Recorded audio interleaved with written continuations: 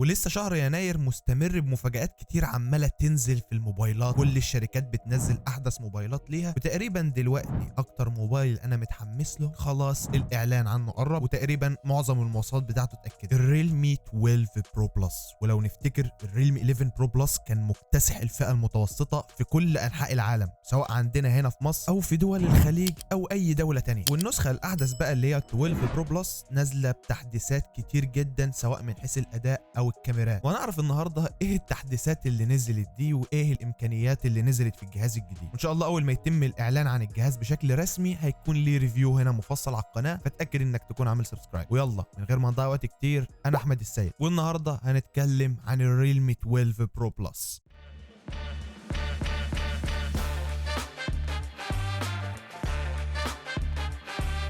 صراحة أنا أول ما شفت الموقب اللي نزلت تصميم الجهاز ده قلت بس أنا عايز الجهاز ينزل كده بالنسخة العالمية، هو ده التصميم اللي انا عايزه. يعني اول حاجه هتاخد بالك منها هو شكل الكاميرات واللون الجديد اللي نازل بيه الجهاز. جهاز مميز كده وليه طابع، اللي هو لو حد شافه يقول لك ده 12 برو بلس. والتطوير برده ما جاش من ناحيه التصميم بس، كمان جه من ناحيه الاداء، لان الجهاز هنا نازل بنفس المعالج اللي نزل في الشاومي نوت 13 تي برو، واللي كان معالج ممتاز برده وهو السناب دراجون 7 اس جين 2. وده بيخلينا افكر ازاي ريلمي عرفت تنقل ما بين ال 70 50 اللي نزل في ال 11 برو بلس والشبايه الجديده اللي نزلت في الجهاز ده. يعني لو جينا نبص على فرق الارقام على انتوتو ما بين المعالجين هنلاقي ان هو فرق مهول، تقريبا 25% من الاداء، تقريبا هتاخد 25% زياده عن الجهاز بتاع السنه اللي فاتت، مش شبه شركات تانية منزله لك النسخه الجديده منها بنفس المعالج بتاع السنه القديمه. وطبعا انا هنا مش بتكلم عن الاوبو رينو 11، بس خلينا ما نجيبش سيره الاوبو دلوقتي عشان فانز الاوبو ما يزعلوش. وبما ان انا شايفك وصلت لهنا واحتمال انك برضه هتكمل الفيديو لاخره، فيعني ده على زرار السبسكرايب كده عشان نوصل 7500 مشترك في اسرع وقت. الشاشه برضه اللي جايه في الجهاز هنا مفيش فيها تطورات عن النسخه اللي فاتت، لان ده المعتاد بتاع الشاشات دلوقتي. الشاشه برضو جايه هنا على شكل كيرف ومن نوع اموليد، وبمعدل ريفريش ريت 120 هرتز وبحجم 6.7 انش، وطبعا مليار لون. وتتوقع ان هياها نفس الشاشه بتاعه الجهاز اللي فات، وبابعاد 1080 في 2412 بكسل بمعدل كثافه بكسلات 394 بكسل لكل انش. دي هياها نفس الشاشه بتاعه ال 11 برو بلس. انا كان نفسي الشاشه دي تتطور عن الجيل اللي فات، يعني حتى لو هيعلوا عدد البكسلات ودقه الشاشه نفسها تعلى. وبرضه ريلمي في الشاشه دي محافظه على نسبه الاستحواذ الجامده جدا 90.4%. والريلمي 12 برو بلس جاي هنا بنظام تشغيل اندرويد 14 مع واجهه ريلمي الجديده ده ريلمي يو اي 5. وسلاسه واجهه ريلمي مع المعالج اللي اكيد كويس جدا في الفئه دي، انا متاكد ان الاداء بتاعها هيكون كويس جدا. والمعالج كان مقدم اداء كويس جدا مثلا في الشاومي نوت 13 اللي اتكلمنا عنه. كمان تطوير النسخه الجديده ما وقفش لحد هنا. لو نفتكر في الريلمي 11 برو بلس كان جاي لك بعدسه اساسيه 200 ميجا بكسل. ريلمي هنا قررت تتنازل عن السنسور ده وتجيب لك سنسور من شركه سوني 50 ميجا بكسل اللي هو الام اي اكس 890، والسنسور ده جاي بمثبت بصري حقيقي او اي اس. بس التطور الملحوظ هنا هو العدسه الثانيه التليفوتو ال 64 ميجا بكسل واللي بتديك 3 اكس زوم فعلي، زوم حقيقي. لو نفتكر الجيل اللي فات كان مصمم ان العدسه بتاعته تطلع لقدام تتزق لقدام كده تديك 4 اكس زوم حقيقي، انما انت هنا عندك عدسه مخصصه لتصوير البورتريه وللزوم. يعني لو نفتكر كنا بنقول ان معالجه الالوان في الريلمي 11 برو بلس بالذات كانت معالجه الالوان بتاعته سيئه، ومعالجه الضوء نفسه سيء، ومعالجه الالوان على الجهاز ده لما بنقارنه بجهاز تاني ما كانتش بتكون مظبطه قوي. بس دلوقتي النسخه الجديده نازله معالج من شركه كوالك، فاتمنى ما يخيبوش ظني في الجهاز ده بما انهم استغنوا عن السنسور ده. وهنشوف بقى معالجه سناب دراجون مع ريلمي هتكون عامله ازاي في الوان الضوء. السنسور الجديد برضو ال 64 ميجا بكسل ده متوقع ان هو هيكون فيه بورتريهات جامده، فهنستنى الاعلان الرسمي على الجهاز ده ونشوف ايه اللي هيحصل منه. كمان برضو الجهاز هنا هيكون بيعرف يصور 4K على 30 فريم و1080 سلو موشن بقى لحد 480 فريم. يعني انت متخيل انت تصور على 1080 ب 480 فريم، انت هتلعب بالفريمات لعب. العدسه السيلفي برضو واضح ان مفيش فيها تطور عن الجيل اللي فات، العدسه 32 ميجا بكسل بفتحه عدسه اف 2.5، وهنا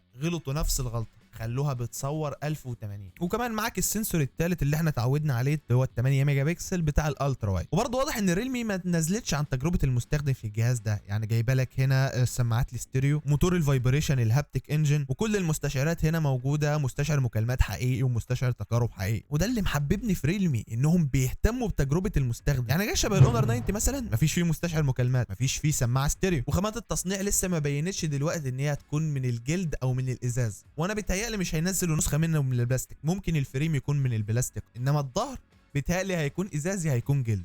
وكويس هنا برضه، ودي انا بحمد ربنا ان هم حافظوا عليها ما غيروهاش. البطاريه اللي هنا 5000 ملي امبير وبنفس سرعه الشحن ال 100 واط، دي حاجه كويسه جدا. ولحد دلوقتي مفيش اي كلام عن السعر، وانا مش عارف ليه، واتمنى ان ريلمي ما تصدمناش بالسعر بتاعه، لان احنا الدولار عامل فينا عمايله بما فيه الكفايه. بس الحق يقال انا متحمس للجهاز ده جدا، واتوقع برضه ان انتوا هتتحمسوا له شبهي. حتى لما كان حد بيسالني عن جهاز جديد ليه ويقول لي انا بفكر في الريلمي 11 برو بلس، اقول له استنى شويه يمكن النسخه الجديده تكون مقدمه تحسينات اكتر. وبالفعل تحسينات كتير طلعت اهي. والاول مره اشوف 120 اكس زوم في موبايل فئه متوسطه، وانه يجي بكاميرا 64 ميجا بكسل تليفوتو، لا فده يشككك كده، لا يقول لك ريلمي ناوي على حاجه. بس كده يعني انا تقريبا خلصت كل حاجه وكل الكلام اللي انا عايز اقوله. عايزك تقول لي بقى رايك في الكومنت عن الجهاز ده، وانت شايف ان هيكون ليه مستقبل كويس ولا لا. ويلا ما تنسانيش بقى من الشير، اللايك، كومنت، سبسكرايب، واشوفك الفيديو الجاي. سلام.